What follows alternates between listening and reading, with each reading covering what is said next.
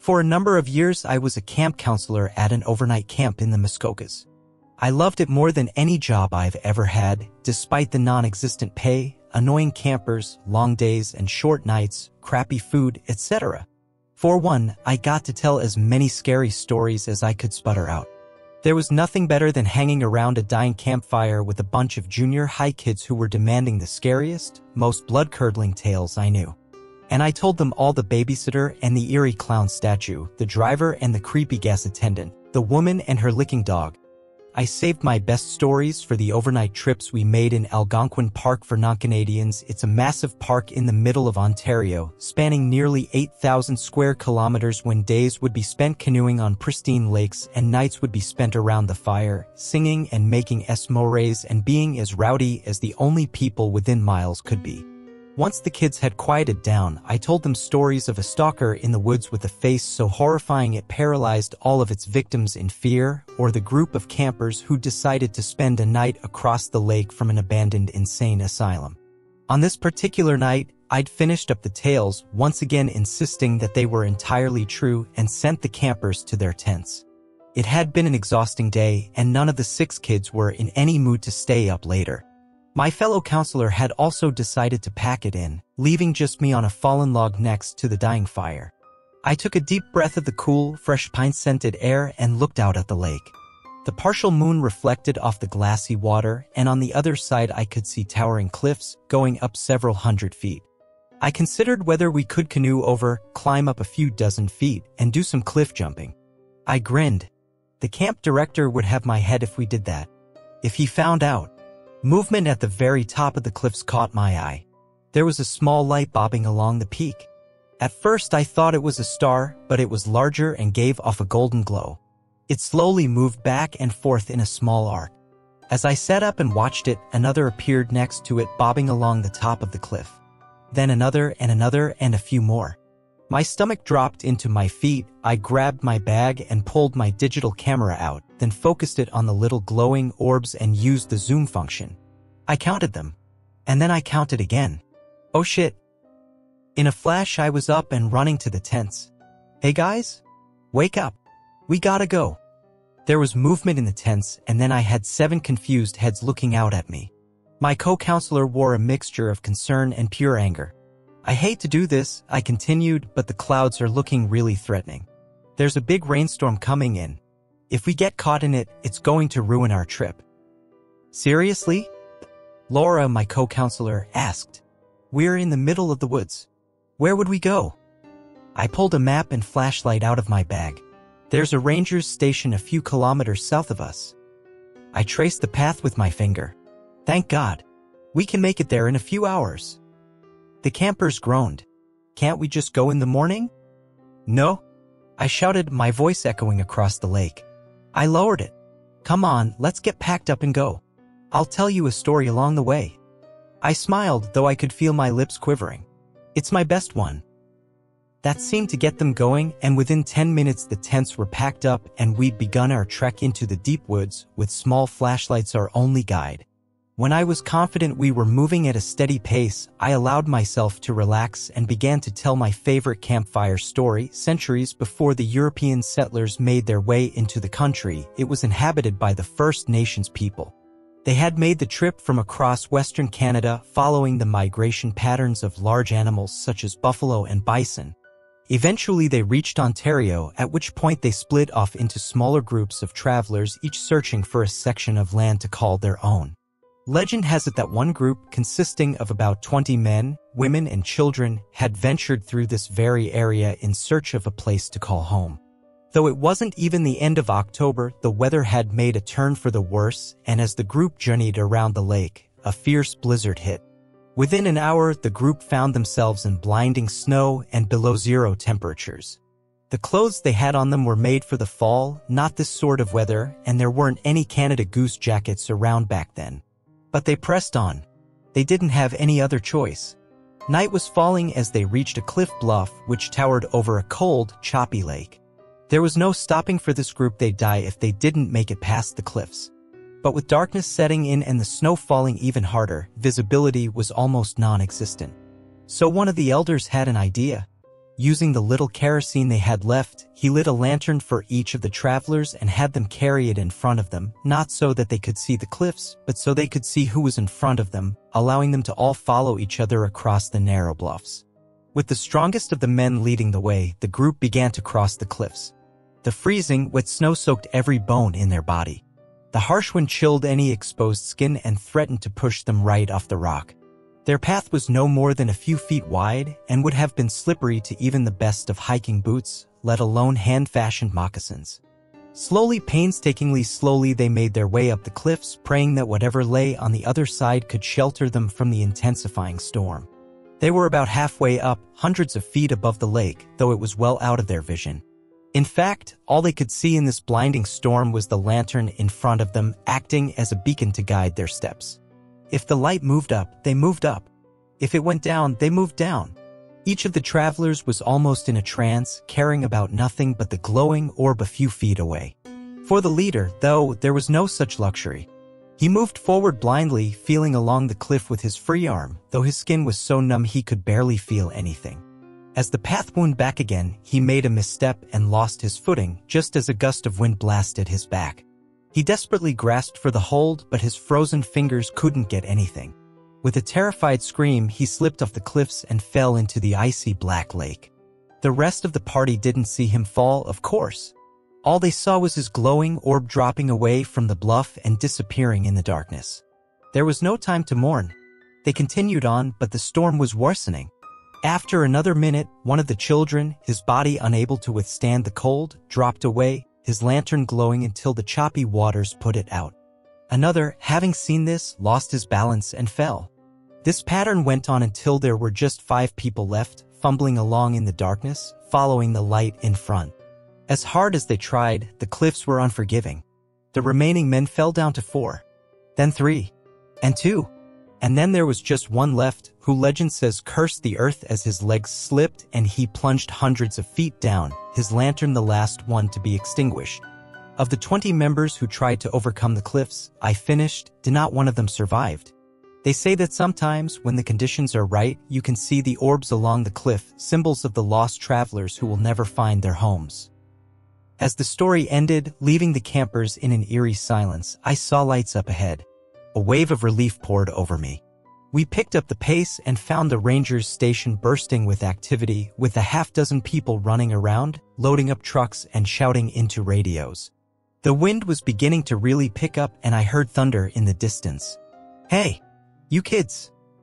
A large, burly man with a full beard and mustache ran up to us. "Get in the trucks. We don't have much time." Laura and I led the kids to one of the pickup trucks. "What's going on?" I asked the man. "Didn't you hear?" Another gust of wind. Huge storm systems heading right for us. Already been tornadoes touched down. We're getting everyone out of here. Let's go. We all climbed into the truck's bed. I collapsed down, feeling like I'd just been punched in the gut. The ranger climbed into the front and we took off down a makeshift road. My head was spinning. It wasn't possible how Laura slid next to me, keeping her voice low. "How did you know we had to get out of there?" I looked over at her. My face felt empty of any blood. I saw the lights. "What? No. She gasped, then caught herself. "How many?" I took a deep breath. 8. She looked around at all the campers who were now lying against each other, asleep despite the bumpy road. "That's all of us." My God, I nodded and leaned against her. Laura had heard the traveler's story before, and she knew that I'd left out a key bit of information. The lights were real, but they were never random. If they were shining, bobbing back and forth, swinging in a small arc, it was because they had a message, a warning. One light would shine for each person who was about to die. There were bright flashes of red in the sky. It's as if someone was waving around a flare light from space, faint but noticeable. We all made UFO jokes and laughed as we nailed our tents into the ground. I knew for sure that there were 5 of us. We have all been friends since early middle school and were celebrating our high school graduation with this getaway camping trip. The flashes of red must have stopped randomly as we made conversation while fixing up our tents. Dave managed to put his tent together the fastest and told us he was going to find some branches for the fire. I remember how he had worked with me at the local gas station last year. We used to do the night shift together, and it had made working at a desolate gas station much more fun than it was supposed to be. There was also Eric in the corner still reading his tent manual, fidgeting with his signature round glasses. I wasn't as close with Eric as I was with the others, but I still remember sitting with him in math class and copying his homework one time. Ava was also there talking with Sally, my cousin. Both had decided to team up and work on one tent at a time. I also have clear memories of them hanging around at school in our usual places. In fact, I even knew Ava's younger brother, as he used to beg to go with us wherever we went. I bring all this up because I'm sure that there were 5 of us including me, and that I knew everyone in the group. So Dave had went to get some branches as we pulled out some foldable chairs and set them up around the fire pit. I remember feeling uneasy as the sun set and darkness began to consume the forest. The shadows of trees elongated around us as the minutes ticked by. Eric went to get a flashlight from his bag while we wondered what was taking Dave so long. He appeared soon after, the harsh rustling sounds of the bushes signifying his return. We were all buried in our chairs at this point, covered by our jackets. The temperature had dropped quickly and a slight breeze was beginning to pick up. "Geez, you guys weren't even bothered to pull out a chair for me," Dave said as he arranged all the branches in the pit. We had set up 5 chairs around the fire. I tried to rationalize the situation, but no matter how hard I focused, my head felt like it was underwater. I had perfect clarity up until that moment, but when I tried to focus on why 5 chairs were occupied when Dave hadn't sat down yet, my head seemed to just stop working, as if something was reaching in and pulling out my thoughts. Instinctually, I felt even more uneasy now, and I had placed why. The whole forest had gone dead silent. I looked around at the faces of the others and could tell that they had felt the same. Eric was fidgeting with his fingers, trying to scan around the group and spot the extra person, but it was futile. I scanned every face, each etched in worry and frowning in frustration except for. "It's all right, I'll get the chair myself," Dave said, breaking the silence and somewhat alleviating the tension. I got up and offered to help him. He looked into my eyes and nodded knowingly. We headed away from the fire pit towards the tents, but I kept my eyes glued on our group. "How many people are here?" I whispered to Dave as he looked around and realized that we had indeed only packed 5 chairs. In fact, every person had brought with them their own chair. They were heavy to carry and we wouldn't bring any extra needlessly. "There's 5, right?" "I mean, there's 5 chairs," Dave replied. His voice wavered as he spoke. "No, I just think maybe one of us forgot our chair," I said. My mind was struggling to address the issue head-on and now sought to find rational excuses instead. I didn't quite feel in control of my thoughts. It felt like swimming in a dream, and if I tried to force myself to think about who the 6th person was, my head would begin to throb. "Yeah, that sounds about right actually," Dave said, relaxing and heading back to the group. When we walked back to the fire pit and circle of chairs, 2 chairs were empty. 1 for me and 1 for Dave. Everything was adding up now, even though we all agreed it wasn't before. Sally suggested we were all probably tired after the long hike to get here and probably just needed some sleep. She could have been right. We were all sleep-deprived from waking up very early today to make it on time. Ava brought out the drinks. The whole 6-pack was emptied. We all moved closer to the crackling fire for warmth as we took sips from our cans and reminisced on memories of last year. Ava was in the middle of telling us about that one time she was home alone with weird things happening in her house when I got these sudden chills despite the pleasant warmth of the fire. What felt cozy and safe moments ago felt wrong now, all because I realized that there was a crucial detail I missed. "Who started the fire?" I asked, completely interrupting Ava in the middle of her story and breaking everyone else's immersion. Everyone looked momentarily annoyed until they realized they had no answer.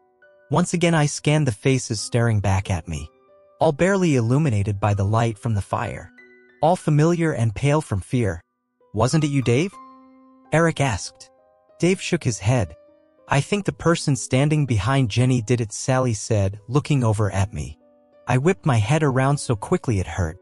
My heart was pounding in my ears.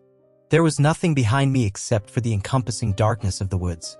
Staring at those tall dark trees behind me made me feel exposed. I felt like a lost bird in a vast field. "Wait, I don't know," Sally said. Her eyes had gone wide and she was shaking visibly. She continued to look around frantically as Ava moved over to her, placing her hands on her shoulders and trying to calm her down. "I think we should leave this place," Ava stuttered. "Yes, something just doesn't feel right, but I can't put my finger on it," Dave said. "But it's so dark out in the forest now, we'd probably get lost if we leave now," someone else said. "Yeah, I think we should stay the night and leave as soon as we can tomorrow," Eric agreed. I tried to protest, but realized Eric was right. The woods harbored an oppressive darkness within which navigation would be near impossible. "Let's not sleep in our separate tents just to be safe," Sally said. We all agreed. We only brought one-person tents with us, but we could squeeze two if we tried. That way no one would be alone at night. Following this conversation, we all got up and made our pairs. I went with Dave and Sally, like always went with Ava. Eric kept complaining that he didn't have a pair, but we reassured him he did. He wouldn't accept it. I feel like at some point we all realized that there were only 5 of us, and suddenly we were all huddling up in the middle of the clearing. "Why do we keep thinking there are 6 of us here?" Garrick asked. Sweat was dripping down his face despite the cold. We had nearly left him all alone on his own under the assumption that there was another person. My stomach turned as I squeezed my eyes shut and tried to mentally recap everyone here. My head throbbed, but I kept pushing it. "There's me, Dave, Eric, Ava, Sally," and I was pointing at each of them as I said the name. I retched and emptied the contents of my stomach on the ground when I got past Sally. The left side of my head felt like there was a knife stuck in it. My vision was blurry. Dave held me up to stop me from collapsing, and we all wordlessly started to move towards the tents as someone put the fire out. Dave helped me into a tent while the 4 outside discussed what to do. I could only focus on snippets of the conversation as the excruciating pain beating against my skull came and went in waves. Sally had the brilliant idea of arranging 3 tents together so their openings faced together at right angles in a sort of U shape so we could sleep as close as possible and also limit the entrance to our tents. Dave was about to go to help as they worked outside, but I clutched his hand and asked him to stay with me. The tents took some time to arrange. I started to feel a bit better once everyone got settled into their tents. A quick head count confirmed there were 5 of us. Eric would have to sleep in his tent alone, but he was more comfortable with it since all the tents were very close now. Looking back now, I think he was just trying to put a brave face on for us. I regret that moment deeply, letting him sleep in his tent alone. He was always less integrated in our group and knew that none of us would pair with him. Just before going to bed, we all agreed to leave as soon as the sun rose in the morning. I remember taking one last look outside the tent into the forest before trying to fall asleep. The wind had picked up and the tree branches were swaying gently. Beyond our clearing was just pure darkness. It felt like the trees were closing in on me. With the faint moonlight illuminating our clearing, I turned my head to look over at the 2 tents we had left out and saw someone standing next to them. Despite the circumstances, sleep came quickly and easily. Ava's shrill scream woke me up in the middle of the night. Dave and I ripped our tent door open to find Sally and Ava looking into Eric's tent. We pushed them aside. Eric's sleeping bag was rolled up. He was still inside it, his head in the center, face contorted in utter agony. The rest of his body rolled around it with the blue fabric now dripping with dark blood. Dave zipped up the door of the tent. Ava was in shock. Her eyes had become glassy and unfocused. Sally was shaking her repeatedly, tears streaming down her face. Dave picked up his torch and yelled at us to get up and run. We left the campsite behind and entered the trail we had come from. The 5 of us huddled together, Dave leading in the front as he cast his weak flashlight over the path so we could see it. All we had to help us get through this 2-hour trail was a small white circle of light. Even the moon failed to illuminate our surroundings through the dense foliage. Ava tripped and fell, twisting her ankle. We came to a stop. Someone said they knew how to splint it so we could keep going. They dragged her into the woods instead. It happened too quickly for any of us to process. Sally was about to run after Ava when Dave held her back. She struggled and managed to free herself, running into the trees to follow the echoes of Ava's screams. I was about to run after her, but Dave held me by the shoulders and shook me hard. "We need to get out of here, Jenny, please," he said. I hesitated but jolted into motion again when Sally's voice was cut off abruptly. She had been calling out Ava's name as she ran after her. Dave and I continued to run down the trail, trying to get to our car so we could get out of here. There was nothing we could do.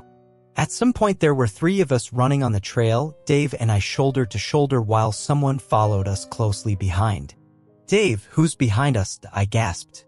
My heart was threatening to burst through my ribcage and my legs burned. He turned to look at me. Confusion transformed into fear on his face and then into rage.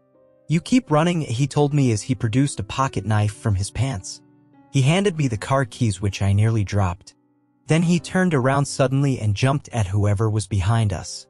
I continued to run in fear as the sounds of a struggle grew behind me. I tripped and tumbled through the trail for what felt like hours.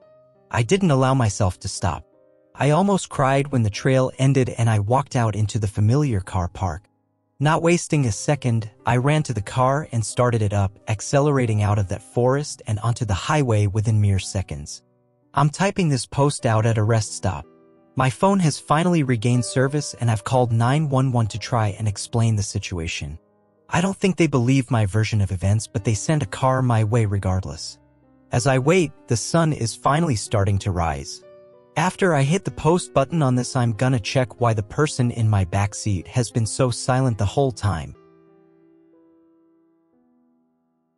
I love camping, I always have.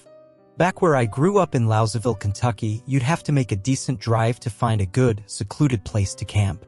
That's the key to a successful trip, you know? You have to find a spot that's off on its own, away from the visitor center and all the first-time campers that tend to litter the site with cans and wrappers. I'm also an avid horror buff, and as such, I'm aware that secluded camping usually leads to slasher massacres or witch hauntings or goat men attacks. At least in the stories and movies. Of course, they're just that, right? Stories and movies.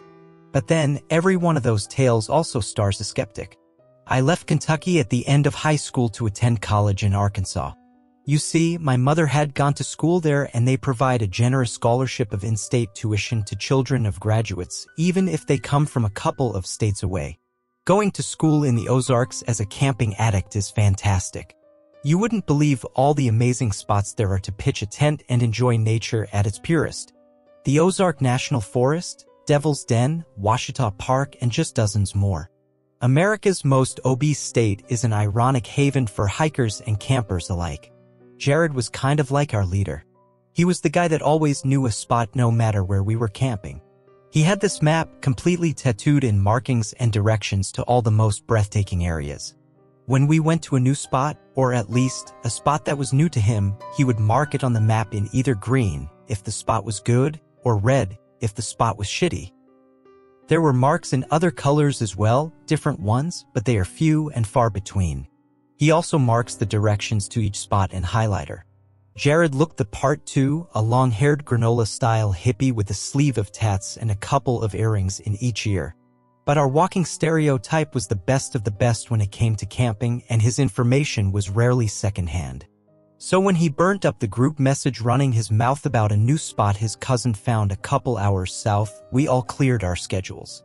I mean, how often were we all new to a location? We all met up at our buddy Kyle's house to pack the truck with supplies. Kyle's dad was pretty wealthy, and as a gift for raising his GPA to a 3.0, his father had bought him a brand new F-150 to hopefully keep his academic train rolling. My roommate and I showed up first, along with a cooler full of beer as a peace offering to Kyle for driving. We weren't technically legal, but Allie was only a month or 2 away and she had a pretty killer fake, so we rationalized it morally, just as we had been doing for years. Austin was next, with his 5-6 person tent and a Sam's Club bulk of beef jerky, and Jared arrived last. Just so you know, we abide by general road trip rules in this truck. Kyle barked, sliding into the front seat and bringing the engine to life. So I don't want to hear a single complaint about my music choice. I snorted. New truck, new rules. I vote we make some amendments. Seriously, I'm not listening to fucking Trap the whole ride. Austin laughed. You morons have no appreciation for my tastes. Eventually, we decided on a rotation and pulled out of his driveway to head to Jared's cousin's spot, a place called Creekbend. Apparently, it wasn't well known enough to be on the entire damn internet, so we navigated there pre-2003 style, the old-fashioned way. The trip went quick, and after 3 hours of listening to Kyle's trap and an assorted mix of alternative, we pulled off the main road and onto a dirt trail somewhere in southern Arkansas. We drove for another half hour or so before the trail abruptly ended. "Oh, this is it all right." Jared chuckled with a smile. "Let's grab the shit and get set up. I don't want to be fumbling with the tent in the dark." We followed Jared through the brush for a bit until we reached a gorgeous clearing. The mountains rose up all around us, and the mid-autumn trees set the world ablaze. The setup didn't take long, and soon we had the tent in perfect shape and a roaring fire. We had been shooting the shit for an hour or so, enjoying the sunset and roasting hot dogs, when Allie asked the question we had all been wondering. "How'd your cousin even find this place?" Allie asked, sipping her beer. Jared shrugged. "He didn't, really. Max frequents this Outdoors Wife forum, and he said this guy PM'd him the site with pictures. He wanted to check it out first, but he was busy all weekend and knew we would be all for breaking it in. He took a drink of his own beer. So here we are. I think it's a pretty good spot. Sounds like the plot to a horror flick." Allie laughed. "Random stranger gives coordinates to mystery camping location." Austin grinned. "Oh, I dare some psychopaths to come take us on. I'd love to see one try with 6 holes in his skull." Jared rolled his eyes. "The guy was well known on the site. I thinks we're good. But nice to know you brought your gun." Austin laughed and reclined, flopping back to gaze at the stars. We decided to turn in a bit later, and while we all got ready for bed in the tent, Austin went to take a leak. When he came back, Allie held the zipper shut. "Password." She chimed. "Oh my God, are you in middle school? Just let me in." Austin groaned. "Sorry, rules are rules." "Okay, is the password, 'You're all fucking idiots, let me in, I'm freezing to death'?" He laughed. Allie giggled, and I threw a look at Jared and Kyle. We all thought they had a thing. "No, that's not it. Try again." We heard Austin shuffle his feet. "This is so stupid," he sighed. "Please. Come on in," Allie said with a 6th grade smirk. We all slept together when we camped in the fall or winter, since it was usually pretty cold. Plus, it was easier to bring one tent rather than 5. It wasn't ever weird or uncomfortable, and Kyle usually generated so much heat it would be worth it even if it were. You know the feeling when you wake up and you're not sure why? Like you can't quite place why you woke up? It's as if you were asleep and then suddenly you just weren't? That's how it was for me, only accompanied with a sense of anxiety. I tossed in my sleeping bag for a moment before I noticed Austin crouched by the exit of the tent, holding the zipper shut. I screwed my vision against the darkness. "Austin." "Shoo," he hissed. I crawled over by him and he looked at me, eyebrows raised. "I think something is outside the tent. Maybe like a bear or something. It woke me up." "Should we wake the others?" I asked. "Nah. He hesitated. "I'm not worried. Did the sound wake you up too?" I shook my head. "Oh. Well, it brushed up against the tent by my face and that's what woke me. Thought maybe it had jarred you awake too."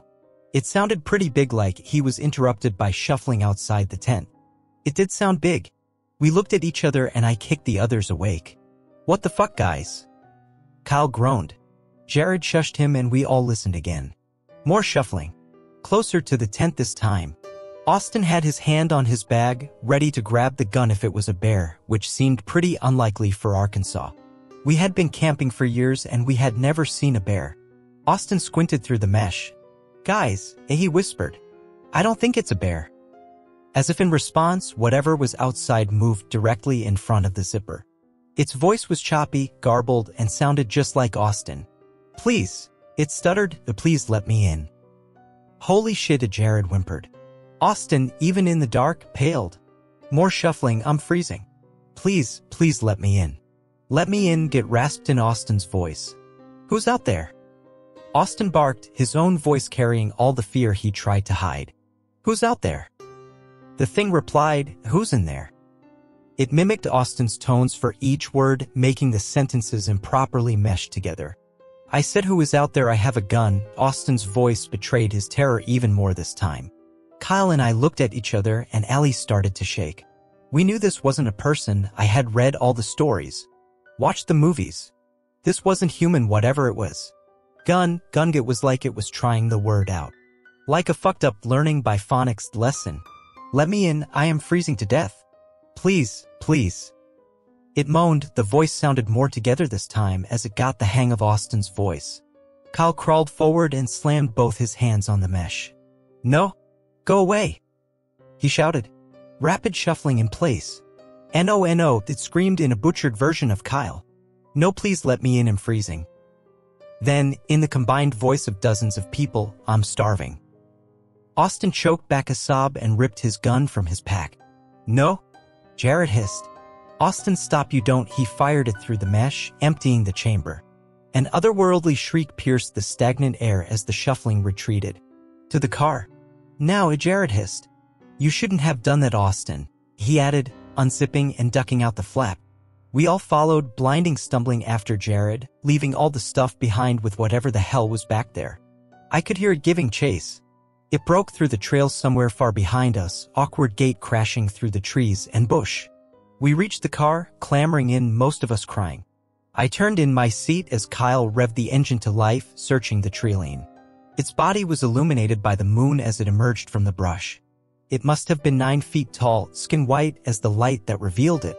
Its form was like a distorted human's, an unsettlingly long, thick torso with bony, unnaturally thin limbs protruding it. The legs were short, and I wondered just how it managed to stay standing on such weak-looking extremities. Its arms were equally thin but long enough to drag along the ground as it walked. It had human-like hands, 4 elongated fingers, and a claw-like thumbnail in place of the digit. Its head was a darkness all its own. It was disproportionate for one. Its mouth took up almost the entire face and was filled with teeth of various shapes and sizes. It had no nose, but its eyes glinted, all pupil, in the bright light of the moon. Just under its chin was a large sac, like a tumor or blister. It hung nearly to its shoulders and pulsed with every shriek and moan it gave. Kyle floored the pedal and we peeled down the trail. It watched as we flew down the road, completely still, and gave one final scream as we disappeared from sight. We were silent the entire ride home. The only sound was Jared's shaking hands as he pulled out the map and drew a purple X through Creekbend. I still camp sometimes, but only at the visitors areas. The 5 of us haven't been out together since. I wonder about Jared's map sometimes. There were other markings on it. More than just red, green, and Creekbend's purple. Sometimes I wonder what else he's seen. He is a pretty avid camper.